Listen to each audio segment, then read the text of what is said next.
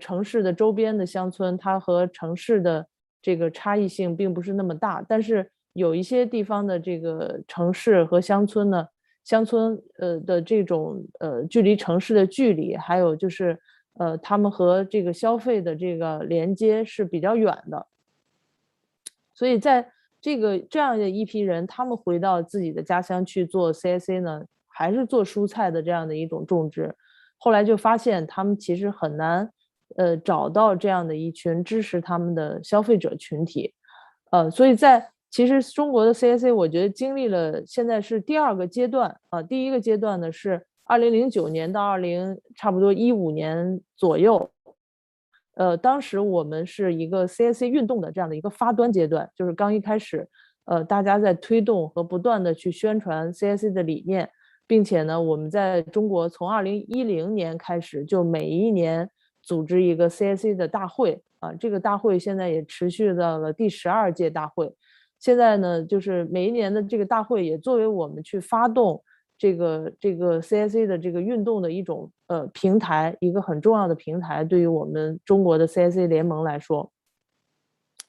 那在这个第一个阶段呢，就是其实是不断的去传播这个 CSA 的理念。当然，其实 CSA 的这个理念，我觉得在中国我们因为有相应的一些不同的这样的一个社会背景，所以在发动的这个过程中呢，我们也将它进行了更多的本土化的一些这种更新。比如说，我们不只是在我们的这个举办的这个 CSA 大会上，我们不只介绍这个 CSA 的这样的一些理念，我们还将比如说将一些本地的食物体系的这样的一些方式，比如说农夫市集呀，比如说合作社呀、消费者合作社呀，等等这样的一些能够去替代化的食物体系，就是 alternative food network 这样的一些理念和体系，都介绍到我们中国的这样的一个新的理念的传播平台上啊，就是希望大家能够选择到适合自己的这样的一种模式啊。那在这个阶段出现了一些，就是比如说很多农人，特别是中国，我们其实像我是一个新农人，是以前没有从事过农业，但是后来回到乡村去做农业的这样的一个群体。但是呢，我们仍然有更多数的，就是中国的这种小农啊，中国的小农，出生在乡村，成长在乡村，甚至他一直在种地，就是土生土长的这样的农人。那他们如何加入到 CSA 这个体系中来？这其实是第二个阶段，我们说是 CSA 的2.0，就是大概在2017年前后，就有越来越多的这样的中国的传统小农，他们想要加入到 CSA 的这个联盟中来啊，但是他们的就是村庄的周边其实是缺乏这种消费的市场的。那他们的产品如何销售呢？对于我们 CSA 联盟来说，我们认为就是虽然说我们和他们这样的一个群体之间，他们并不能直接找到消费者。那对于 CSA 联盟，他们又希望得到我们 CSA 联盟的支持，所以我们就认为说，我们不应该在中国把这样的一个群体，就是排除到我们这个 CSA 的运动中来啊。所以在第二个阶段，我们反而纳入了现在也是叫做参与式保障体系，叫 Participatory Guarantee System 这样的一个体系。然后呢，我们在每一个省，就是中国的每一个省，现在已经有16个省，然后去尝试做这样的一个 PGS 的体系，就是而 PGS 这个体系呢，去考察的这个人呢，就是我们在各个省的这些做 CSA 的这些农人啊。那这些农人呢，他们本来就有这个，就是对当地他们本身这个 CSA 的农场就有一定的客户，一定的消费者的群体。所以这个时候，当他们去参与到去考察这些更小规模的这个农场的时候，他们就可以帮助这些农场，如果经过了这个 PGS 的考察之后，他们就可以帮助这样的一些农场进行他们的产品的销售，所以就解决了很多这种更小的这些有机小农他们的一些产品的销售的这样的一些困难。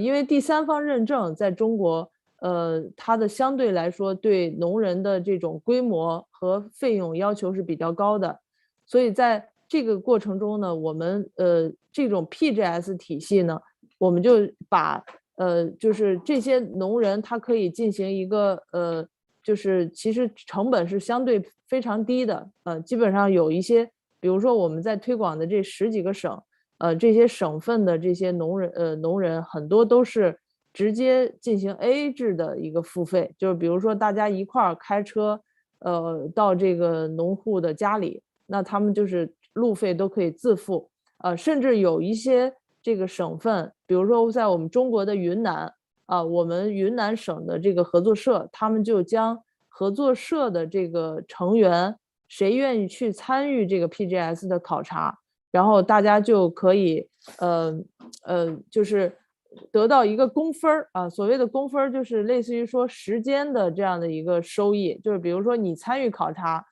你花费了1天的时间，那你可能要得到10个工分，那这10个工分呢，你未来就可以在这个相应的河南的这个合作社它的产品的平台上进行一个产品的选购，就是用时间来换取一定的这个农产品的这样的一个就是兑换。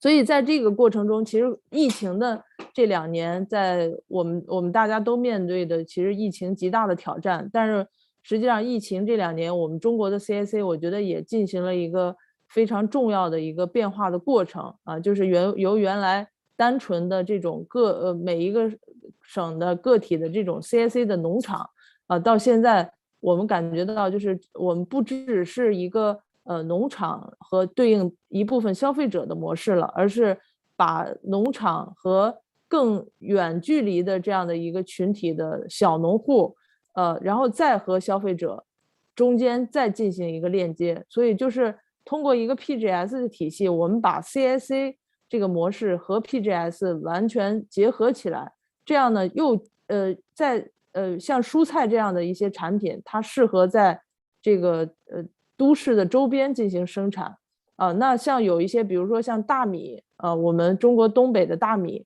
还有像一些比如说其他的一些这个中药材，那这样的一些产品呢，它不一定只是在这个都市周边，那但是它通过 CSA 农场呢，又能够进入到我们的这个配送的这个过程中来。比如说像现在我自己的农场分享收获，我们就已经在这个实际的配送过程中，除了我们自产的这个蔬菜以外，除了我们农场自产的蔬菜以外呢，我们还去配送一些，就比如说东北的这个有机农户他的大米还有像云南的有机农户他的一些这个水果。然后当然说，我们还是鼓励消费者能够尽可能的消费我们本地的产品。但是有一些产品呢，毕竟它不能在北京这个郊区进行生产，所以我们也在通过这个方式呢 ，PGS 去考察符合我们这个全国联盟的这样的一个标准的产品，然后让它的产品呢也能够进入到我们的这个消费者的这样的一个消费过程中，让他也认知到，并且认识到这样的生产者是谁他在什么地方然后了解我们的这样的一个生产过程，这个是就是我们这个过去中国的 CSA 从2009年到2011年经历了也差不多12年、13年的这样的一个历程，也经过了从CSA 的在中国推广的1.0是以这个社会运动为主体的这样一个运动过程。然后2.0呢，我觉得大家更多的进入到了一个产品的这样的一个合作然后或者说直接把生产端更紧密的组织起来不只是一个单独的个体的 CSA 农场，而是更多的像我们现在在16个省组建成了16个省的 CSA 的农场的合作社。那未来呢，我们下一步就希望能够把城市端也更多的组织起来。好，我的介绍到这儿结束，谢谢伊丽莎白。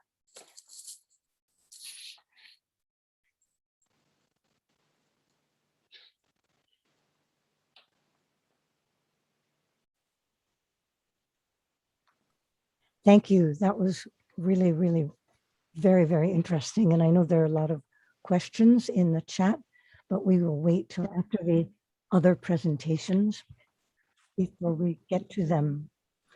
So let's go on to hear from Cheryl Durant from New York City.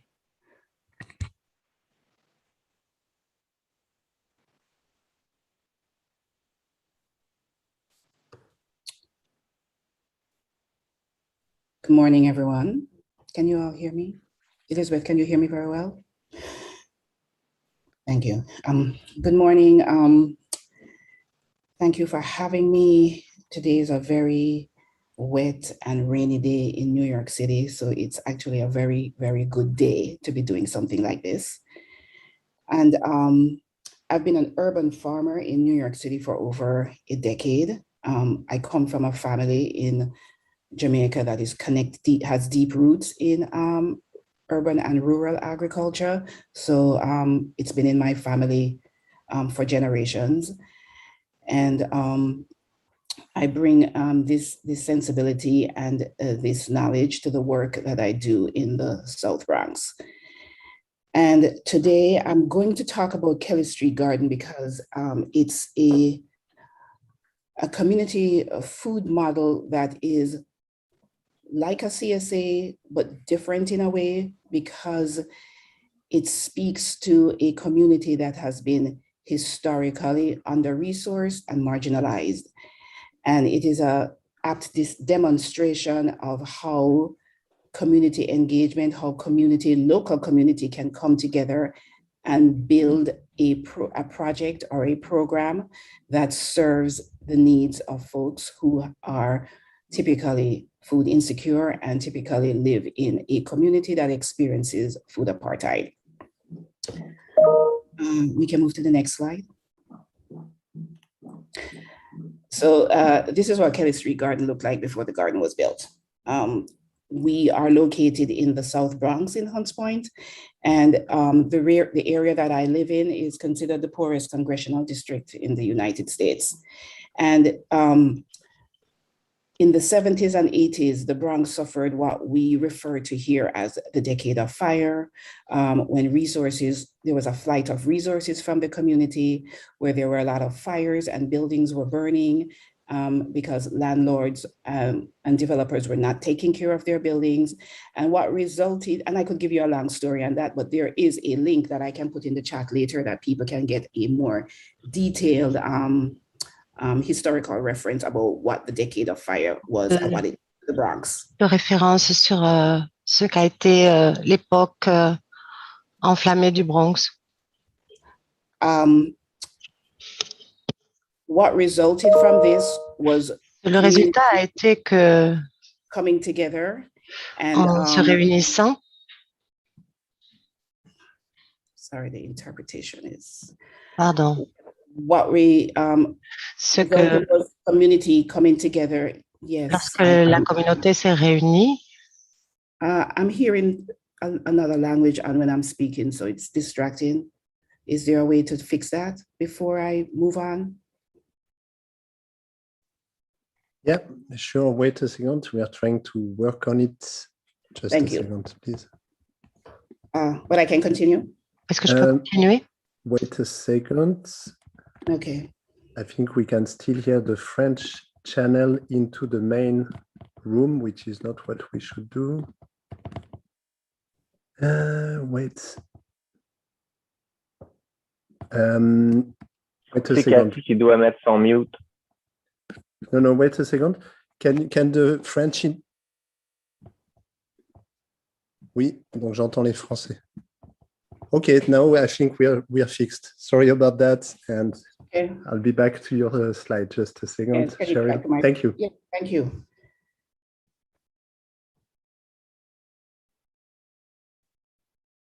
I can go on.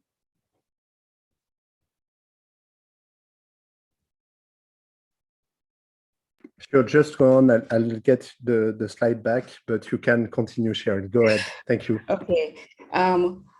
The response to the decade of fire in the Bronx was community throughout the Bronx, organizing and literally taking back the Bronx by developing vacant lots. These lots where the buildings were demolished and burnt down were taken over by community members and turned into green spaces. So what you see in the Bronx today is a really vibrant community garden system where community members not only engage in these spaces, but tackle the problem of food insecurity and food apartheid by growing their own food. And Kelly Street Garden is a direct response of that. So the photo that you see, that you saw was before 2013, and the image that you're seeing now on the screen is what Kelly Street Garden looks like today. And initially, when and one of the missions of the garden that coalesced around the residents was shared with community, and we would not charge members of our community for this food. So it was kind of like a micro community food project where we were growing food, where we were doing community engagement and sharing this food with residents in our immediate locale.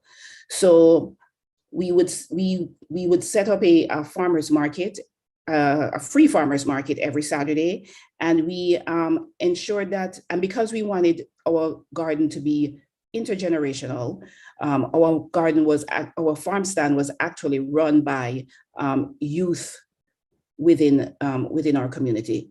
So every Saturday we would set up a farm stand, and we would have families come down, help us harvest, help us work the garden, and each family got a share. And we started off in the first years feeding anywhere from, or providing shares anywhere from 40 families to around 75 families. What we began to realize was that food was just the entry point to a larger picture of social justice. Our community not only has been marginalized and under-resourced, but has experienced generational trauma resulting from over-incarceration, violence, police and other violence, under and unemployment, and just a lack of basic infrastructure that is necessary for a community to be resilient and sustainable. And these are the voids that these community spaces like Kelly Street Garden were able to tap into and able to alleviate. So, we developed a model where we are not only growing food, we are growing community, because coupled with growing food, which we recognize is a direct way of dealing with trauma, because when folks put their hands in the soil and when they begin to garden and farm, you literally see a transformational effect on someone's soul. And we realized that this could, segue into a larger programs that we could introduce to the garden, which would tap into or begin to address some of that historical drama. So not only did we have, basic garden workshops and urban farm workshops, but we began to bring in programming that would speak to well-being, speak to improved mental health, such as herbalism, Qigong, yoga, art. We married art to gardening in a really big way at Kelly Street Garden. We found within our community, we had many local artists that themselves were under-resourced and not known. So we would use our garden space for them to be able to realize their art. So we would paint murals, we would build scarecrows, we would build chimes. We will do a myriad of art programs in conjunction with the gardening work that we're doing, because we realized that our work was not only to just grow food and give food to folks, but it was also to build and heal a community that has been historically traumatized. And we we also wanted to give people autonomy and give people the resources to be able to grow their own food. So we began to actively seek and apply for funding, actively raise our own funding so that we could introduce and expand these programs. The picture that you're seeing of the men working in the garden were of a group that were formerly incarcerated and on parole. And we would partner with organizations like these all the time because we felt that the work that we do had a great impact and transformation on the folks in our community that were always targeted by systemic oppression, like over incarceration. And our programs were going along quite fine and quite well until COVID hit. And what we realized from COVID was that the work that we were doing was just the tip of the iceberg. There was more systemic and entrenched problems within our community that we would come upon and we would have to face and we would have to help to ameliorate. For the first few months during COVID, the garden was closed because we had a complete lockdown in New York City and most green spaces were not open. And community members pushed for us to find a way in which to reopen the garden, begin to do our work again, and because they felt that where we lived, where we were cooped up in our small apartments, people needed an outlet and a space in which to continue to do their work and continue to heal. So after months of being closed, we were able to reopen the garden in the first months of, around May, in the first months of the pandemic, and start our program again. And what we saw was an explosion of the number of folks who suffered from food insecurity. Because when you're living in a community that is marginalized and under-resourced, the majority of our community members live on the edge. And all it takes is to lose your job and you are off the precipice.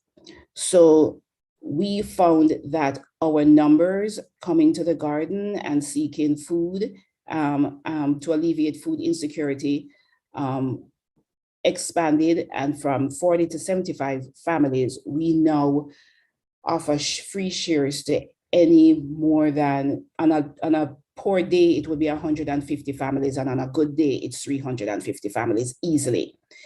And coupled with that, we saw that our garden was not sufficient to be able to be providing this particular type of food security to families. So we partnered with an organization called Harvest Home, who was able to secure funding through the Nourish New York program. And we were able to ameliorate what we grew in the garden with surplus produce from upstate farms in New York State. And it's also a testament to the fact that when COVID came around, our food chain was literally broken. And a lot of these farmers were upstate were left with no way of getting their food to the city and no way of selling their food. So the Nourish New York program was a stopgap in purchasing this surplus food from upstate farmers, and we were able to ameliorate or aggregate that produce from these farms with what we grew in our garden to be able to provide shares to our community members. And we were able to expand beyond just Kelly Street Garden and partner with other community gardens that were thinking around the same lines. So in the months since COVID, we have kind of formed a network, which we call the South Bronx Food Hub, where we grow food, we aggregate this food, we partner with upstate farms, and we are able to distribute shares to a myriad of communities throughout the South Bronx that are food insecure. And this includes the other site, which I am also the food and nutrition coordinator of, the New Roots Community Farm. But what we realized is, which is very, very important, that this emergency food model is only a stopgap in the long road toward food security and eliminating food apartheid. And we couldn't sustain this pivot or we did not want to sustain this pivot for in perpetuity, and we wanted to return to our original mission of engaging community members and giving them the resources and allowing them to be engaged in the growing of their own food instead of just aggregating food and distributing shares. And we slowly began, we still had our programming, but we slowly started to integrate other types of programming into what we did at the garden. And we started to focus on teaching folks, introducing programs around micro enterprise. When we tap into our community, there are so many members that have skills, but do not have the capital, the resources, or the credentials to be able to utilize these skills within communities so that they can actually, it can benefit them economically. Like cooking demos. We have community members that are great cooks, but they don't have a license to be able to do this work. But under our umbrella, they can bring their cooking skills to our garden and be able to demonstrate to our community members how to use the food that we grow in the garden to feed affordably a family of 4. And that was our mantra. And we also have introduced another program into the garden around mushrooms.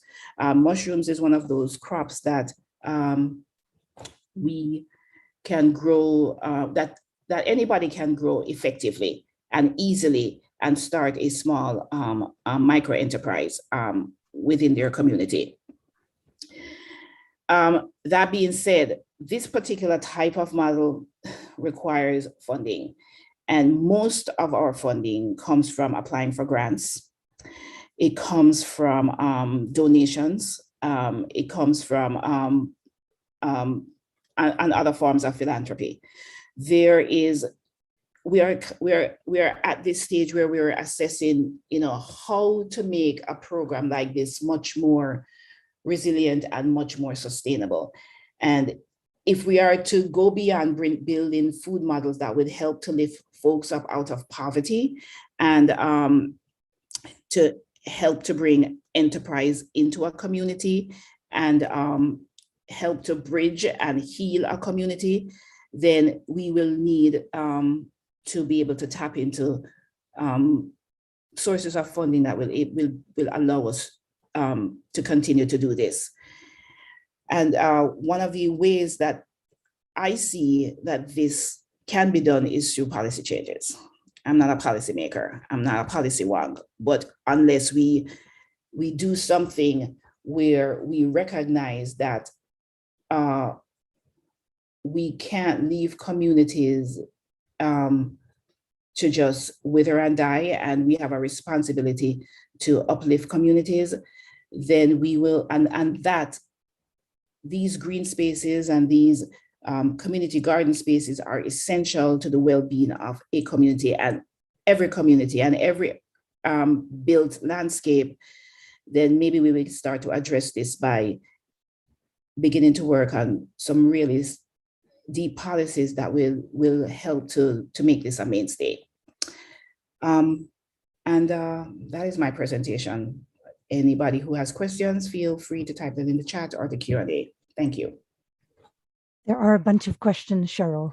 You triggered many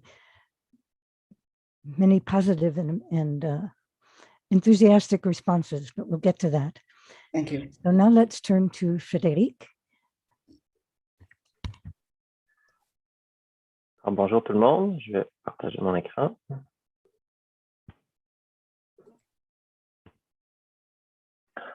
Alors, moi, je suis Frédéric Thériault, fermier de famille à la ferme coopérative Tournesol, et je m'implique beaucoup aussi dans le réseau des fermiers et des fermières de famille, qui est l'association des fermes en agriculture soutenue par la communauté, l'ASC, au Québec.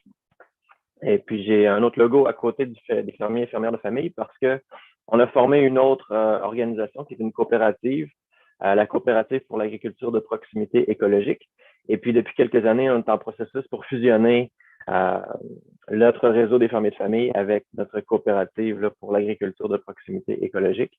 Et puis, ben, je vais parler un peu des deux organisations, puis de comment le tout s'est développé, mais j'ai d'abord préparé une présentation sur notre ferme et puis nos réactions là, à la pandémie. Et puis peut-être que l'introduction manque un peu, donc je vais vous expliquer ça là, sans images pour le moment. Donc, notre ferme coopérative, on est une coopérative de travail qui a démarré en 2005. On était 5 partenaires qui finissaient les études et puis qui voulions démarrer une entreprise pour gagner notre vie en agriculture biologique.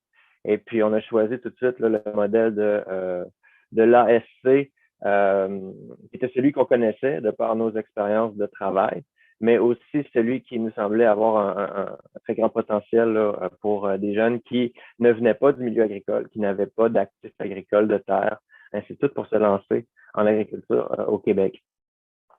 Et puis, le réseau des fermiers de famille, peut-être que je pourrais expliquer le nom. Dans le fond, au Québec, on parle de fermiers et fermières de famille.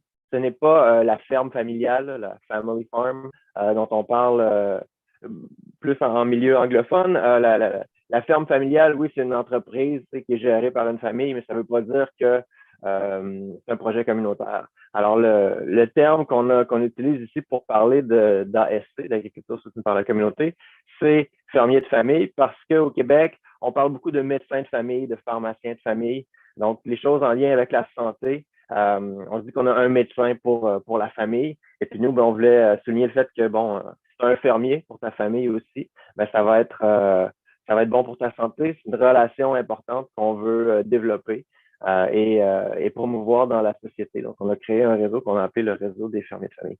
Donc, ce réseau-là a démarré il y a 25 ans avec un premier projet pilote où on s'était inspiré là, des modèles qui avaient été vus au Japon puis aux États-Unis. Et puis, ça a bien fonctionné. Puis, tranquillement, le réseau a passé de une ferme à 5, à 13. On est aujourd'hui environ 140 fermes qui sont regroupées dans le réseau des fermiers et fermières de famille. Et on couvre tout le Québec. Ça a fait en sorte que les programmes commerciaux de boîtes offerts par des épiceries ou par toutes sortes d'autres entreprises se sont développés beaucoup moins vite au Québec qu'ailleurs au Canada, parce que les fermiers et fermières, on était organisés et puis on répondait à la demande. Alors maintenant, qu'est-ce que la pandémie a fait dans tout ça? D'abord, je vais vous présenter un petit peu, là, je vais commencer ma présentation. Donc, à la ferme coopérative Tournesol, on a démarré à 5 en 2005, mais on est maintenant 18 employés, pas mal à l'année longue, dont 7 membres de la coopérative.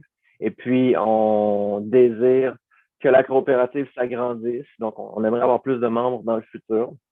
Il suffit de trouver les bonnes personnes. On est situé à environ 1 heure de la ville de Montréal, qui est la métropole là, au Québec, dans une petite municipalité qui s'appelle Les Cèdres. Il n'y a pas énormément d'autres projets comme le nôtre dans notre coin, mais les gens nous aiment beaucoup. Et puis maintenant, la moitié de nos clients viennent directement à la ferme chercher leur panier bio les mardis et les jeudis. Et puis pour l'autre moitié de nos 500 parts hebdomadaires, on se rend sur l'île de Montréal à l'ouest, environ 40 km de la ferme, donc on ne voyage pas beaucoup, pour livrer à des familles là, qui nous supportent pour certaines depuis plus de 15 ans. Donc, c'est le modèle où on livre à des points de livraison fixes. On a donc 2 points de livraison sur l'île de Montréal et 2 journées de livraison à la ferme pour 500 livraisons hebdomadaires. Et puis, les clients peuvent s'abonner aux semaines ou aux 2 semaines, ce qui fait qu'on a environ 720 familles là, qui font partie de notre programme de panier bio. À la ferme, cependant, on a commencé avec les légumes bio et les paniers. On a expérimenté avec les marchés, avec les restaurants et ainsi de suite. Mais maintenant, nos légumes, c'est vraiment dans le programme de panier bio qu'on les met en marché. Mais on a aussi un volet de production semencière qui s'est développé au fil des années, puis qui maintenant va devenir encore plus grande que notre production de légumes. Parce que pour les légumes, on est limité un peu par la terre à laquelle on a accès. On a 7 hectares là, de terre biologique qu'on cultive.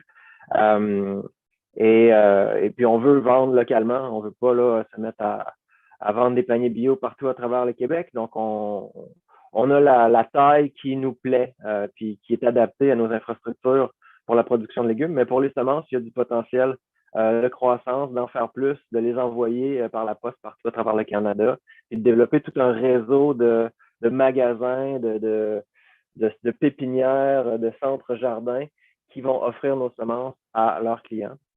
Donc, c'est vraiment quelque chose qui est en développement à la ferme. Ça faisait des années qu'on créait les systèmes et puis qu'on mettait les choses en place pour pouvoir atteindre le type de volume qu'on atteint aujourd'hui, mais je dirais que la pandémie a accéléré les choses pour nous.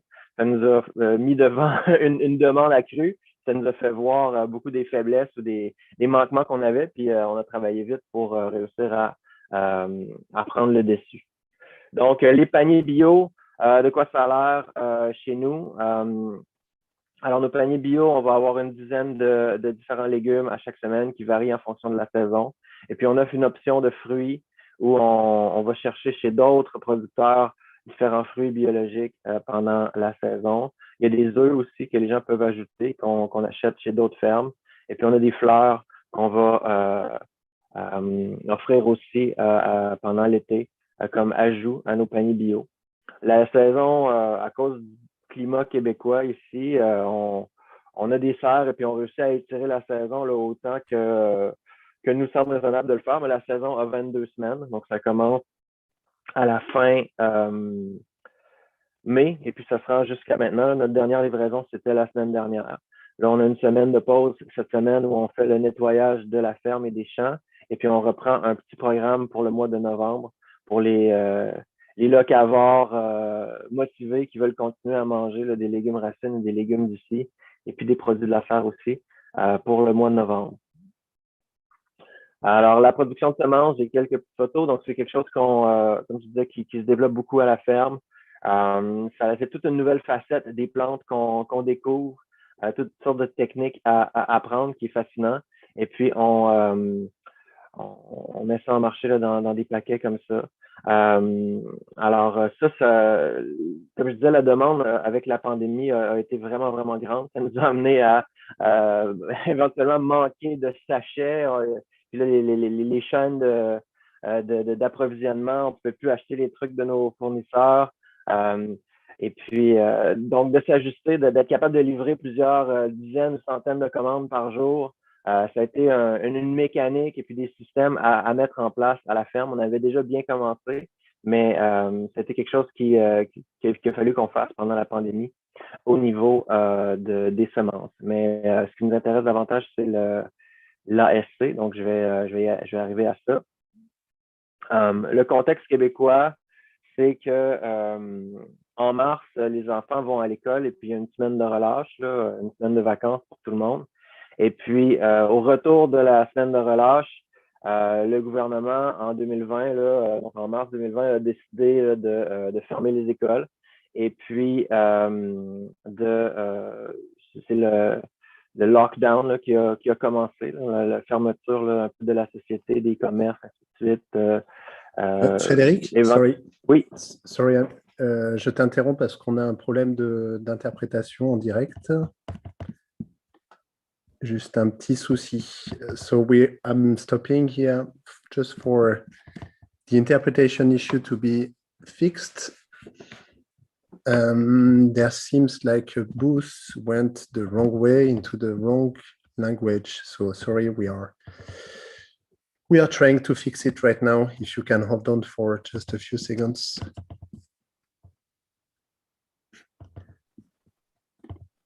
Can we try again? Just, can I hear the French booth, please? Les Français, vous pouvez traduire? Bonjour, j'aimerais qu'on traduise ce que je dis en français. On n'entend pas encore la cabine française. Voilà, super. OK. And can I hear the English booth as well now? Okay, perfect. So sorry, everybody. Thanks a lot. We can go on, resume. Thank you, Frédéric. Sorry. Go ahead. Pas de problème. Alors, reprenons Frédéric, donc. Frédéric, just make sure to speak loud because your microphone is not fantastic. Just to make sure the interpreters can hear you. Thank you. Je m'excuse pour les interprètes. Donc, oui, alors en mars 2020, la société se ferme. Et puis nous, on a réagi quand même rapidement et fort là, à la ferme. Mes collègues ont des problèmes de santé au niveau personnel. Certains de mes collègues ont des problèmes de santé et puis prenaient la menace pandémique très au sérieux. Donc, on a vraiment beaucoup réfléchi là, à quoi faire et puis on voulait évidemment être capable de continuer à opérer puis à livrer de la nourriture à nos membres, d'une part, parce que tout le monde a besoin de manger, mais aussi que notre entreprise puisse continuer à fonctionner. On a été chanceux quand même que dans cette fermeture de la société, là, c'était une évidence, mais bon, que les fermes, on ait pu continuer à travailler, puis à se rendre à nos sites de travail et puis à faire fonctionner là, notre saison. Mais bref, au début, les enfants restaient à la maison, plus difficile de travailler. On s'est adapté là, pour avoir des rencontres en ligne et puis planifier notre saison parce qu'on n'est pas tous sur le site, on est une coopérative, mais moi, je reste à 20 minutes de la ferme. J'ai des collègues qui restent sur la ferme, mais on est tous à des endroits différents. Donc, certaines des décisions qu'on a prises pour réussir à faire face là, à la menace, parce qu'on voyait si le virus rentre dans notre équipe à la ferme et puis que le gouvernement nous oblige à fermer nos portes, ça serait un gros problème pour nos clients, pour nous, pour le long terme, ainsi de suite. Donc, on a décidé de créer 2 équipes qui interagissaient là, le moins possible. On gardait des distances beaucoup entre les 2 équipes. On a aussi engagé plus d'employés pour être capable d'avoir des plus petites journées de travail et puis d'avoir une flexibilité si certaines personnes tombaient malades, si certaines personnes devaient aller en isolement, et ainsi de suite. On a mis en place toutes sortes de protocoles pour la sanitation, l'assainissement des outils, des mains, le port de masque, ainsi de suite. Donc, on a suivi beaucoup là, les recommandations de la santé publique. On a adapté tout ce qu'on faisait à la ferme pour pouvoir faire face à la situation. Et puis, un des grands changements qu'on a fait aussi en 2020, c'est que notre programme de panier bio, normalement, est livré de façon un peu en libre marché, comme dans l'image là, qui est présentement à l'écran. Les gens se présentent et puis les légumes sont étendus et puis les gens prennent les légumes eux-mêmes. Donc, au tout début de la pandémie, on avait un peu peur, là, certains des clients avaient peur de ça, et puis nous, on ne savait pas comment s'ajuster. Donc, on a donc décidé de mettre en place un programme de panier en boîte préfaites, et puis on a fait la logistique là, pour avoir une ligne de montage des boîtes qui était efficace, même si c'est vraiment pas le type de travail qui nous plaît là, à long terme. Et puis, on a mis en place un système de livraison à l'auto. Aussi. Donc, les gens se présentaient là, à une heure déterminée au point de livraison et puis on leur remettait leur panier dans une boîte en carton à l'auto. Et puis, on avait un système où les gens avaient des temps d'arrivée recommandés, mais qui n'étaient pas obligatoires. Donc, on a fait toutes sortes d'adaptations pour réussir à continuer à livrer nos légumes puis à maintenir la sécurité de tout le monde dans cette situation-là. Pour ceux qui étaient plus en besoin ou qui avaient des situations de santé plus précaires, on a offert de coordonner un programme de livraison à domicile sur une base bénévole. Donc, j'ai écrit à nos membres à travers notre infolette hebdomadaire et puis j'ai trouvé des gens qui étaient intéressés à être bénévoles pour faire de la livraison. Et puis, les gens qui étaient plus âgés ou qui avaient des problèmes immunitaires se sont inscrits pour bénéficier là, des livraisons gratuites. Donc, j'ai quelques clients qui ont obtenu un panier livré à la maison par la générosité d'autres membres de nos paniers bio. Et puis, tout ça, dans le fond, a fait en sorte que les clients ont beaucoup apprécié, sont sentis en sécurité, puis ont beaucoup apprécié les efforts qu'on a faits pendant la première année de la pandémie, mais que, somme toute, ils aimeraient bien pour l'année suivante, là, dans leur retour dans notre sondage, qu'on retourne à une formule de libre choix pour pouvoir choisir leurs légumes, choisir les petits concombres ou les gros concombres, la couleur des tomates qu'ils désirent et ainsi de suite. Donc, c'est ce qu'on espérait faire pour 2021, puis on est resté à jour là, avec les recommandations gouvernementales, puis on a été capable finalement de remettre en place notre programme de livraison de type marché. Une autre initiative qu'on a faite en 2020, c'est que c'était beaucoup de charges supplémentaires, là, toutes ces questions de d'assainissement et puis les boîtes de carton qu'on utilisait pour les livraisons et ainsi de suite. Please Faut que finish j'arrête? up. Yeah, please OK. just finish up. OK, donc on a fait un fundraiser qui nous a permis de lever de l'argent de nos membres pour pouvoir couvrir ces coûts-là. En 2021, on est revenu à une formule plus ouverte. On a fait des essais avec des contenants réutilisables qu'on a donnés aux membres. Et puis, on a recommencé à travailler comme une équipe, mais avec plus de masques. On a mis en place un grand chapiteau pour qu'il y ait plus d'espace, pour que les gens puissent venir chercher les paniers en sécurité. Et puis, on garde toujours nos distances. Au niveau je vais parler 2 minutes, là, Elisabeth. Au niveau du réseau des fermiers de famille, la demande en 2020 a vraiment augmenté de façon incroyable. Le gouvernement, le premier ministre demandait aux Québécois d'acheter local, donc ça a vraiment aidé là, les fermes à ce niveau-là.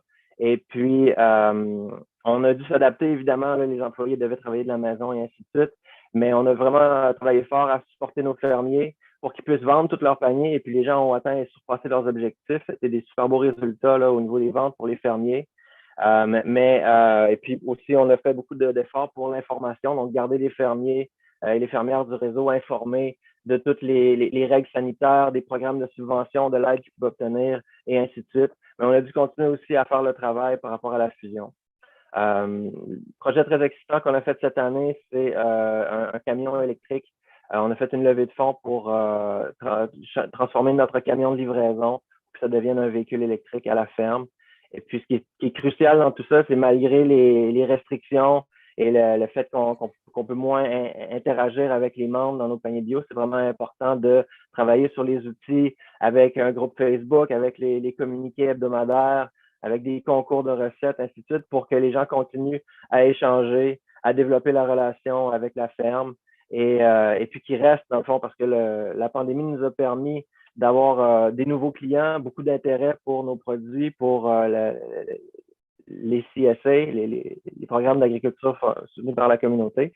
Mais il faut être habile et puis vraiment capitaliser sur ces nouveaux contacts-là et puis développer une relation. Puis c'est comme ça qu'on va garder les clients et puis les garder dans le mouvement d'une agriculture locale pour le futur. Fait que c'est ça un peu ma conclusion. Thank you so much. That was really excellent. 3 great presentations. There are some very specific questions, so I want to ask those first, and then I'll ask each of you to answer a more general question. So for Xi'an, people don't know what PGS means. What is a participatory guarantee system, and why is it useful?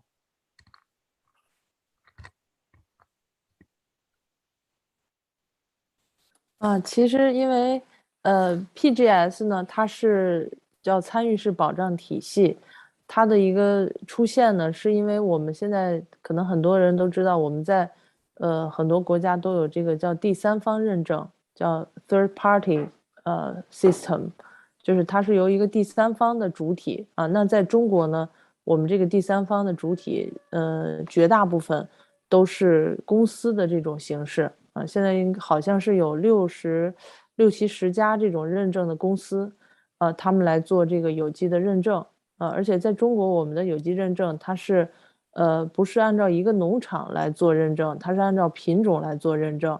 所以比如说我的农场，我们一年要种80多个品种的蔬菜，那么我们要做认证的过程，这个费用就会很高，就会按照每一个品种都要去做这个认证。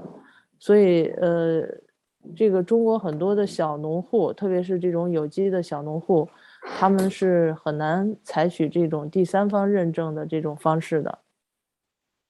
那么这个 PGS 的这个体系，应该伊丽莎白可能更了解它的历史过程，因为他们当时好像是在巴西就是最早出现了这个 PGS 的这个开的一个讨论会当时其实就是一个是 PGS， 它其实不同于第三方认证，它是可以由农民、消费者还有各种不同的主体，大家都可以参与去做这个 PGS。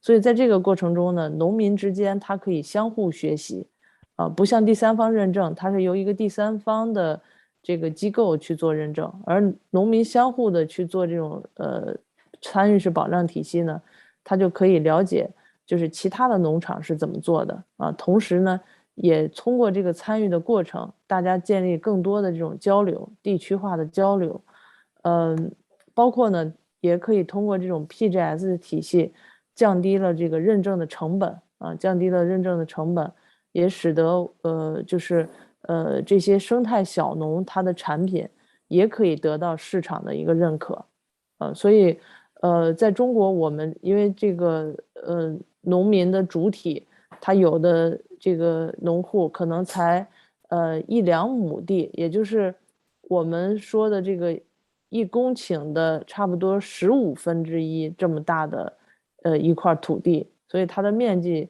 有很多小农户，它的面积是非常小的，所以在这种面积这个很多人这种它的面积非常小呢，他就很难去参与第三方认证，所以 PGS 呢，它其实是一个平行于这个第三方认证的一套体系，而且我们在中国在推动这个 PGS 的这个过程中，也得到了我们一些这个相关的政府部门的支持啊，因为大家也发现这个第三方认证，其实在中国呢，一个是我们的这个成本的问题，还有就是它其实不利于小农的参与，也就使得很多小农在做有机农业的这个过程，但是他没有办法，称自己是一个某种形式，比如说他也不能叫自己是有机啊，他可能还得用其他的一些名词来称呼自己，所以这个也其实不利于有机农业在中国的推动。因此呢，我们这个 PGS 的体系呢，也得到了某些部门，他们希望呢，就是这个 PGS 的体系未来它也能够成为这个 TPS 这个体系的一种很重要的补充机制啊，这样呢，我们也可以让这个有机农业惠及更多的这个农民。好的。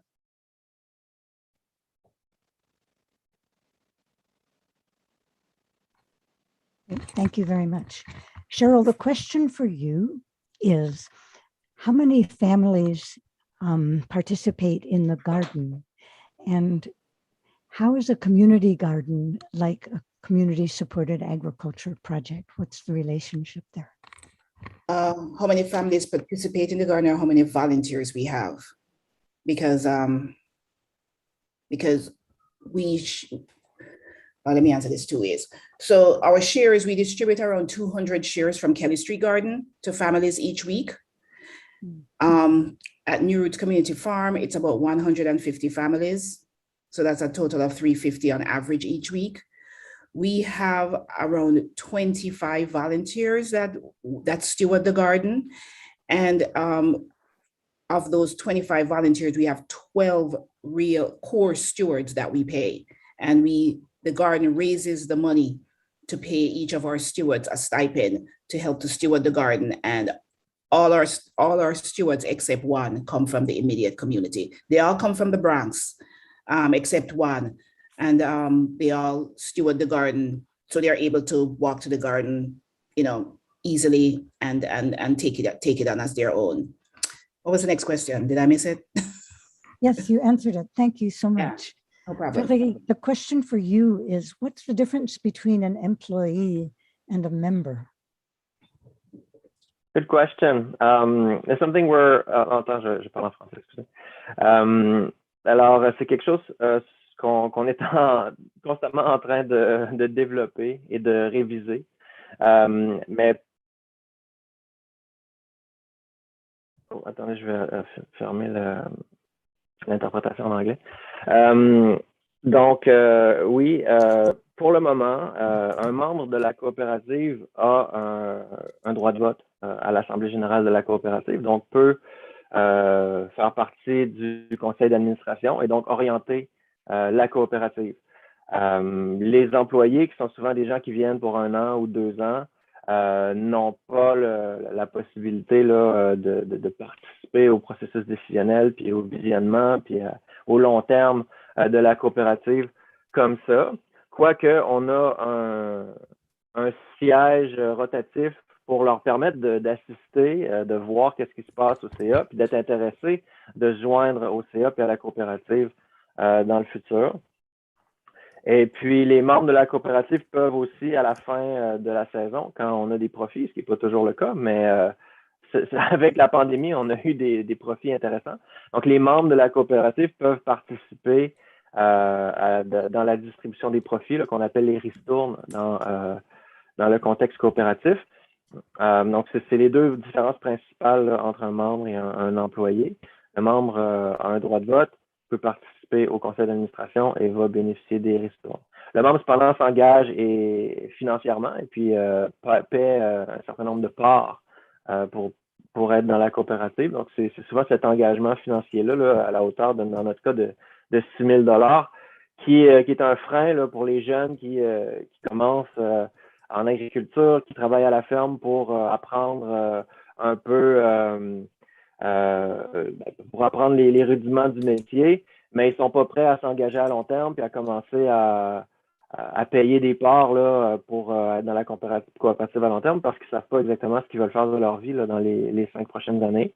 Donc, c'est un système qui fonctionne comme ça pour nous pour le moment, mais on cherche à avoir plus de membres, donc plus de gens qui veulent s'investir à long terme, puis pour qui là, toute la formation puis qu'on fait va rester, puis ils vont pouvoir contribuer au développement puis à l'orientation de la coopérative à long terme. Thank you. I always think of CSA as a combination between peasant agriculture and hip-hop social media. So I wondered if each of you would like to comment on the connection, the relationship between ancestral learnings and high tech. Do you use any high tech? Do you use anything that you've learned from ancestors?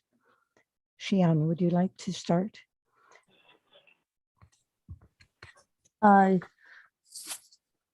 这个就要看怎么去定义这个高科技了。我觉得，当我们很多时候谈这个创新啊，什么是创新啊，什么是高科技的时候，我觉得可能我们更多的是以我们现代人的一种视角，就是我们认为我们现代人用的科技就是高科技，或者我们跟传统祖先去对比，就是我们想当然的认为我们就是高科技。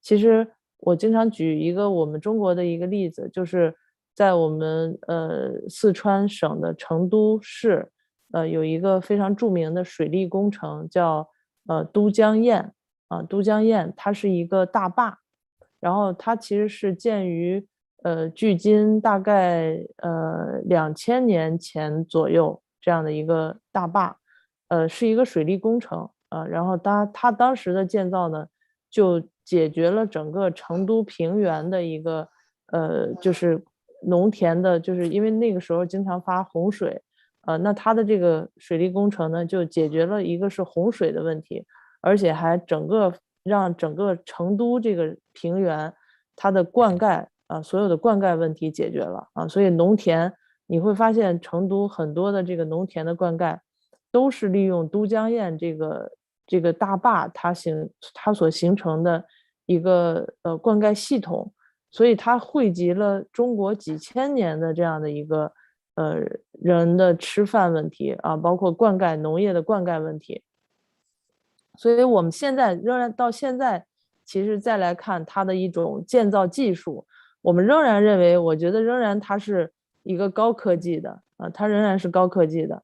所以在我们这个包括我们自己农场的这个耕作过程中，我们也发现，就比如说我们其实传承的这种智慧它是一个几千年的。比如说我们中国人四五千年以来，我们就是叫种养殖循环的，就是在种植的过程中，其实在我们的传统的农业中就特别强调种养殖循环比如说我们有这个稻鸭共作种水稻的时候养鸭子然后还有叫桑基鱼塘，就是在养蚕，就是养蚕，蚕可以这个出这个桑蚕丝，然后呢蚕的粪可以喂鱼，可以到水塘，然后这个水塘里的塘泥呢还可以去肥沃这个桑树，所以它就形成了循环。所以其实在中国人的文化里，我们的这种循环的思想，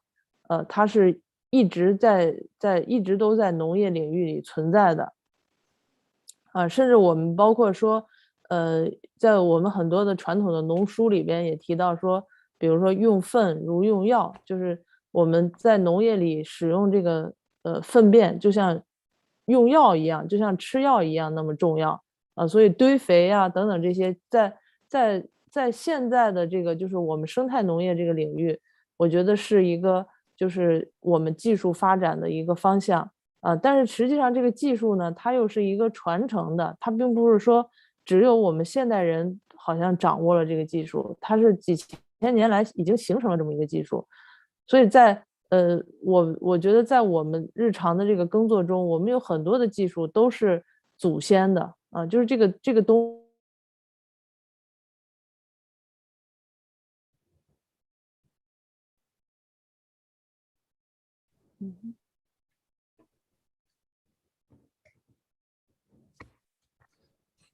Thank you very much. Can you repeat the question, Liz, so I make sure I understand it? The relationship between the ancestral wisdom that you use and high tech. What kind of balance do you have, or do you do the whole range? Yeah, when you say high tech, I don't know if anything that we have is high tech. I think I agree with Xian when she says it's more innovation. I see our community garden that we have here as a closed loop, as a kind of closed loop system. We tackle soil contamination and most community gardens do this by building raised beds where we can plant up in the soil. And that's an innovation that all community gardens have used throughout New York City. So our raised bed system allows us to not disturb the soil that's underneath it or begin to remediate that soil while continuing to plant in raised beds. In our community garden here, in addition to raised beds, we also use a gray water system. We don't use the municipal water supply to water our garden. We have a green roof infrastructure on top of our buildings, the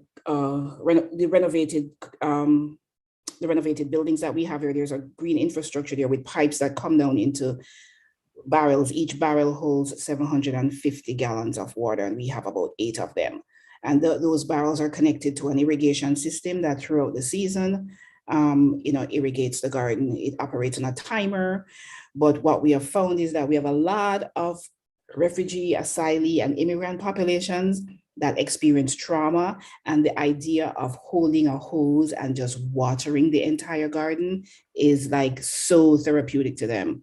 So we have turned off the high tech, so to speak, timer system, hooked up a hose to the barrel with a filtration system, and just have people water the garden from the barrels. Another thing that we treasure very highly, because we have to raise funding for our garden, is metrics. And we encourage a lot of community gardens. We're trying to encourage a lot of community gardens to measure the impact of their work. So we use a open source, which I've been involved in this from the inception, an open source platform online called farmingconcrete.org to measure the impact of the work that we do. And it has about 16 or 17 metrics where we can, you can measure how much food you grow, how much compost how many food scraps you accept, and how much compost you make from those food scraps. You can measure all of that, in addition to how many volunteer hours people contribute to the garden. And what we have seen that platform do for us is that when we are going to make a case for funding, we can pull these metrics very easily and make that case to funders, to state, city for grants and so forth. And it's something that I'm passionate about and something that I would like to focus more on, because I think the impact of the work that we do in the city as community gardens and urban farms needs to really be measured in a much greater and deeper way. Great, thank you. That is an outstanding combination of ancestral knowledge and high tech. Frédéric, would you like to comment on that? Oui, alors pour ce qui est de la portion high-tech, nous aussi, chez nous, la portion de connaissances avancées, c'est vraiment dans les systèmes, dans l'analyse, dans la planification que je la vois. On est aussi ouvert, oui, au développement de technologies adaptées. Et puis, un de mes collègues, un de ses grands combats là, de ce temps-ci ou de ces défis, ce qui le motive, c'est l'électrification. Alors, je vous ai très rapidement là, parlé de notre projet où on a fait une levée de fonds pour électrifier le camion de livraison de la ferme. Mais avant de s'attaquer à notre camion de livraison, on avait converti un rotoculteur manuel BCS à l'électricité. On a différents outils de désherbage à petite échelle qui ont été convertis à l'électricité. On a un tracteur de désherbage aussi qui a été converti à l'électricité. Donc, beaucoup de nos outils sont maintenant très modernes, même si c'est des outils à petite échelle et puis des outils qui viennent parfois des années 80 ou 70. Mais on veut les adapter au goût du jour au niveau de l'énergie et tout ça. Mais certains des outils qui ont été développés plus tard pour travailler le sol à petite échelle, pour désherber à petite échelle, sont encore très utiles aujourd'hui. Au niveau des connaissances traditionnelles, ben oui, c'est en reproduisant puis en faisant notre part là, pour maintenir plusieurs variétés en vie et puis le patrimoine génétique là, des cultures qui nous nourrissent. C'est certainement une forme de connaissance traditionnelle qu'on veut continuer à mettre de l'avant. Et puis, on travaille aussi à faire de la sélection, puis à développer, puis à continuer d'améliorer ces variétés-là aussi là, dans notre compagnie de semences. Et puis sinon, ben, c'est une approche où on essaie de comprendre la nature et puis ses cycles, les interrelations des différents organismes vivants. Donc ça, il y a tout un aspect qui est traditionnel là-dedans, mais il y a aussi un aspect qui est moderne parce qu'on utilise la science, puis la biologie, puis l'écologie pour comprendre les phénomènes à la ferme. Et il y a définitivement une composante traditionnelle à ça aussi. C'est un savoir là, que les Autochtones et puis que plusieurs agriculteurs, agricultrices là, depuis des siècles partagent puis transmettent. De comprendre comment le sol est nourri, puis comment le sol soutient les plantes, qui soutiennent les humains. Thank you so much. Unfortunately, we're coming to the end of our time together here. This is such a rich conversation, and there's so much that could be said. There's someone from Brazil who really wants to connect with you, Frédéric, about seed, because small farms in Brazil are not free to share seed the way you are. Cheryl, there are people in Sao Paulo who want to know much more detail about how you are doing the gardens in New York City. They want to create a similar inner city community garden down there, and there's so much that they can learn and exchange with you. And so thank you all so much for participating in this. This is a wonderful example of CSA around the world, innovating and learning with one another. So I invite you all to download the chat. You can click on the 3 dots and save it. There are many links. All of this will also be on the Urgency YouTube channel. So if there are parts that you missed that you want to re-see, or places where the translation didn't come across right away, you can re-listen. And I want to give special thanks to all the volunteer translators who have made this communication all around the globe possible for all of us today. So thank you, and long live the people's food system, taking it back and sharing it and running it together.